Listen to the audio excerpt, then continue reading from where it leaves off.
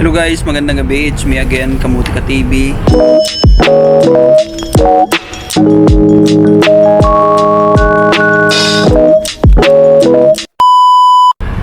Yan, welcome sa YouTube channel ko guys. And thank you so much sa mga nanonood. And shoutout sa mga gusto mag-Macau dyan. Punta na kayo dito sa Macau. Huwag nyo nang patagalin. Sa mga laging nanonood sa vlog ko, salamat guys. Salamat sa support. At huwag kalimutan mag-subscribe. Yan yung pinag-importante, mag-subscribe. And gusto ko shoutout dyan sa Pilipinas, yung mga viewers natin. And gusto ko shoutout yung mga nasa ibang bansa, mga OFW na nagtatrabaho. Yan.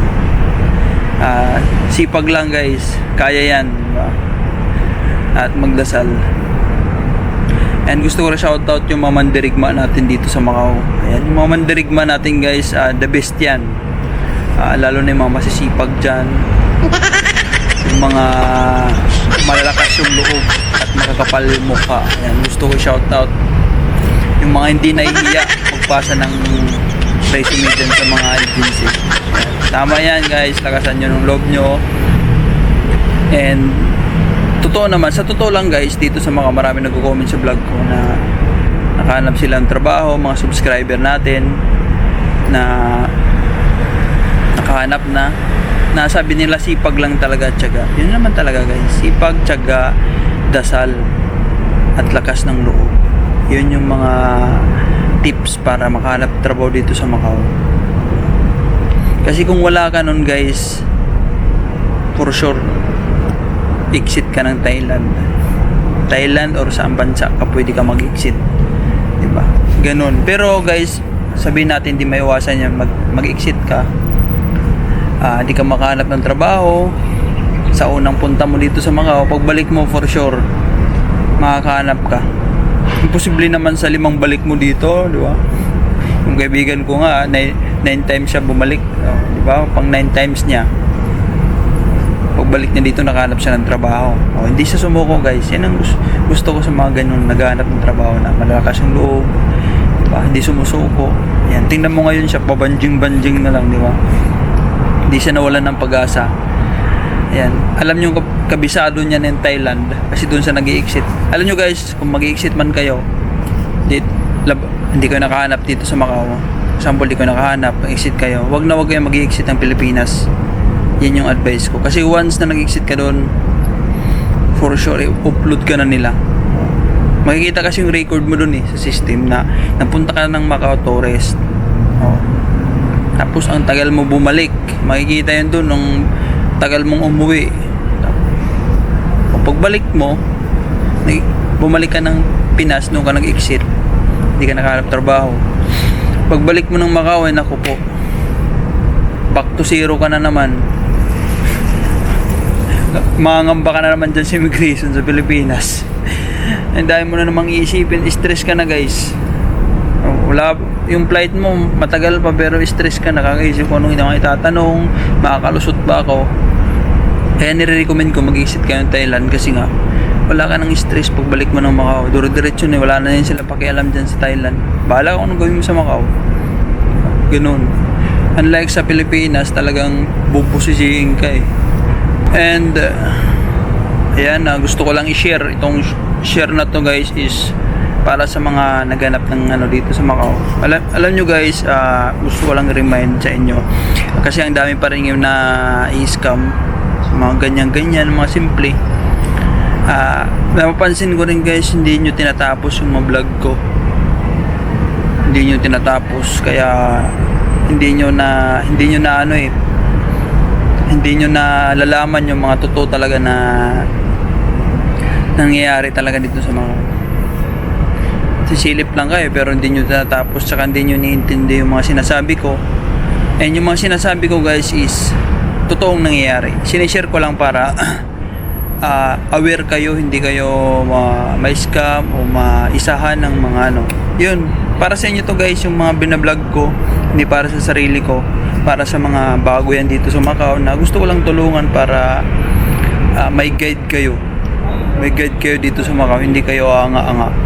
Kasi yung sinasabi ko guys, hindi ako nag-ano dito, nagagawa-gawa ng kwento. Based lang sa mga nalalaman ko, based din sa mga experience ko before. Kaya nagsishare ako. Kasi pangit yung pupunta ka dito sa Macau na wala kang kalam-alam guys eh. Kaya ang daming nai-scam dati. Kasi nga, daming walang alam eh. Akala nila pagdating mo dito sa Macau, ganun-ganun lang. Daming siya ano din dito ah.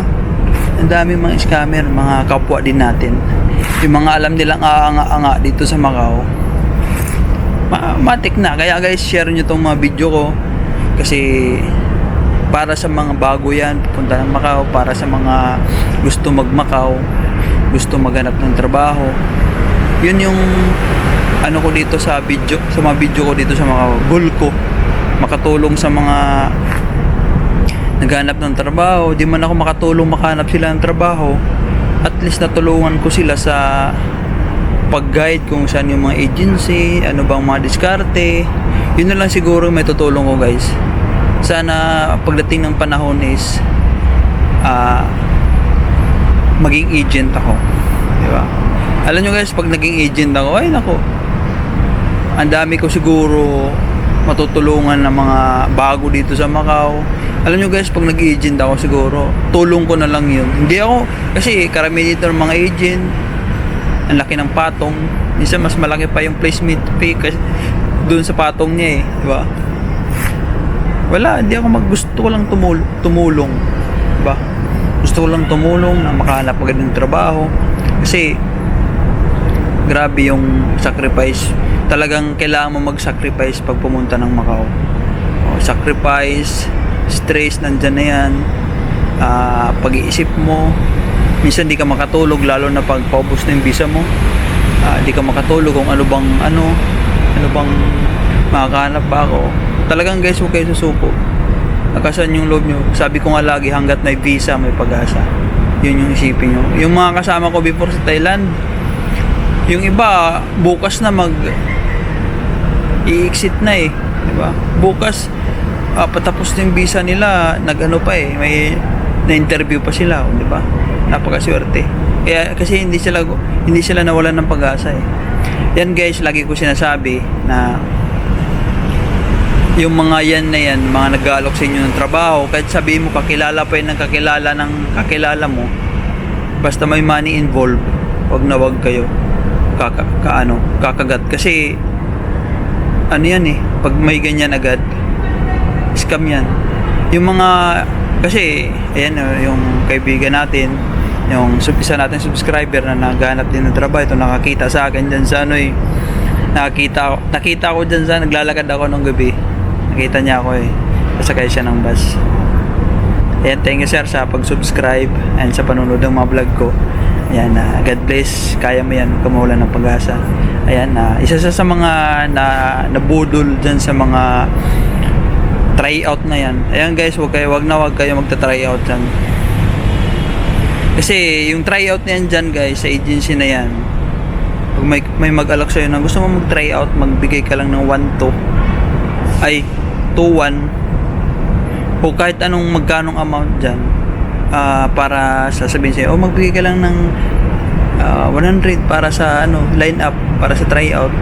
Wag kayo guys magta-tryout dyan. Kasi alam nyo guys, modus na rin yan ngayon ng mga Pilipino, na kapwa natin Pilipino,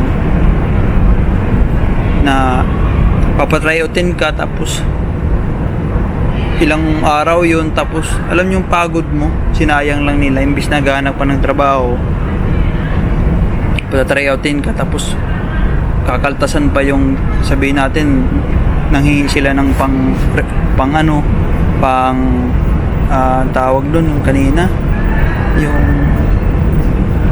sa bayad sa line up, sabihin natin line up. Yun naman kasi lagi sinasabi, line up eh. Nagbigay ka doon ng pa-line up ng kahit magkanong amount. Pagkatapos ng tryout, kukunin pa nila yun, babawasan pa nila. Sabihin natin, kasi dati yung kaibigan ko 2-1, binalik sa kanya 200, yung 100 kinuha na, kasi daw yun yung bayad sa pag-tryout. Dapat nga ikaw bayaran eh, kasi nagpagod ka eh, tapos hindi ka pa nila kinuha. Ang dami nila guys nagta-try out. Isang linggo daw minsan, 3 days. Tapos wala man lang kinuha sa inyo. Oh. 'Di ba? Alam mo kung sinong masaya doon? Yung agency. Alam nyo guys kung bakit? Hindi sila gumastos sa pag try out dapat na empleyado nila yung gagawa nun tapos ang gumawa wala silang gastos nalibre nyo sila. Kayo naman napagod kayo, sinayang nyo yung araw nyo, ilang days kayo nandun tapos di kayo nakapag-apply. Hindi sana yung mga ilang araw na yun nakahanap ng trabaho, diba? Wag kayo magta-try out guys ganyan tapos kukuhaan pa yun ng pera. Yun lagi yung tanda pag may money involved, wag. Pero pag sinabing sa'yo, ano ang kita ng trabaho, na-interview ko kaagad ng employer, sabihin mo magbibigay. Pero pag ganun na interview ko kay employer, yan, legit yan. Sabihin mo, pag may mag-alok sa'yo, sabihin mo, sige, gusto ko muna may interview. Pag na-interview ako ng employer at nakapasa ako, yung sinasabi mong nangihi ka ng 1,000, 2,000, i-times 5 ko pa yan, diba? Ganun sabihin nyo. Kasi merong ganun dito tapos sasabihin nanghihingi ng COE yung certificate of employment, yung mga employer. Tapos sinong gagawa ng certificate? Yung kausap mo, kung magbabayad ka sa kanya, sino niloloko niya? Ikaw, niloloko ka. Wala namang ditong hinihingi na certificate of employment. Hindi naghahanap dito yung mga yung mga employer ng certificate of employment. Sa Pinas lang ganun, dito wala. Hindi na nila kailangan ng certificate of employment. Pag nakita na sa experience mo, meron ka doon, naniniwala na yan sila, okay na yun. Wala nang certificate of employment. Katulad sa Pilipinas kasi guys, ganun. Lahat ng pinagtrabahuan mo, kailangan mayroon kang certificate of employment. Mabusisi sa Pilipinas, dito wala. Yung dito, importante, marunong ka magtrabaho. Ganun dito guys. Kaya yung mga dyan, yung mga nag-aalok sa inyo, wag nyong kakanain, wag nyong papatulan. Lalo na sa Baykubo na yun, madami nagpo-post na trabaho. Yung legit dyan guys is career care. Yan, nire-recommend ko yan kasi dami nang natulungan yan. Yan yung legit. Yun yung abangan nyo doon, yung mga pinopost nila, paunahan lang yan. Pero yung sa mga bahay kubo na yan, kailangan ng may kuta, cleaner, kailangan ng, ay naku po, wag kayo dyan. Kasi kung may kuta yan nung na yan, hindi na nag-post yan, tinawagan din sa Pilipinas yung mga kamag-anak nila, punta kayo ng Macau bukas kasi may kuta dito. Ganun yun. Hindi na magpo-post mga kamag-anak nila yung papupuntahin dito sa Macau. Ganun dito guys. Sinasabi ko sa inyo totoo. Diba? Kaya ingat kayo lagi dyan sa mga scam na yan. Lalo na pag atat ka magkatrabaho, ay naku po, dyan ka madadali. Lalo nung paubos ng visa, dyan may scam kasi nga ayaw mag-exit kasi gusto na makatrabaho.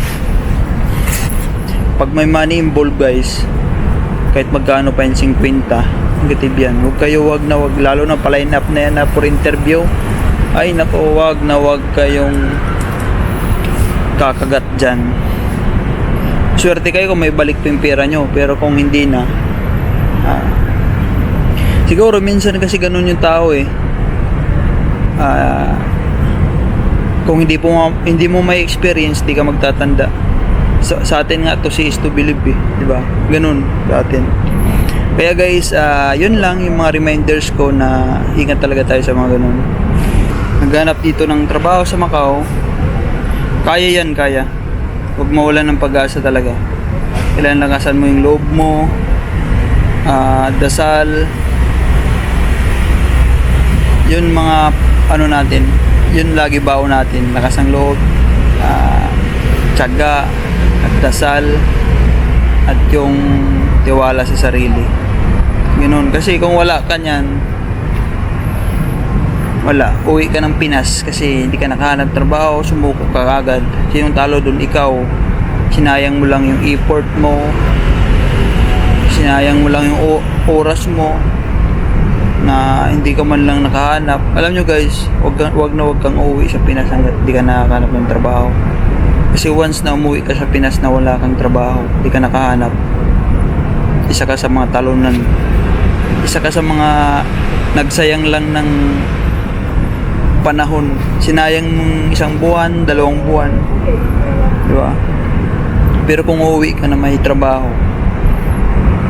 ang sarap ng pakiramdam. Ang sarap ng ngiti mo, pauwi ka ng Pinas. Ang yabang mo siguro pag umuwi ka na may trabaho ka.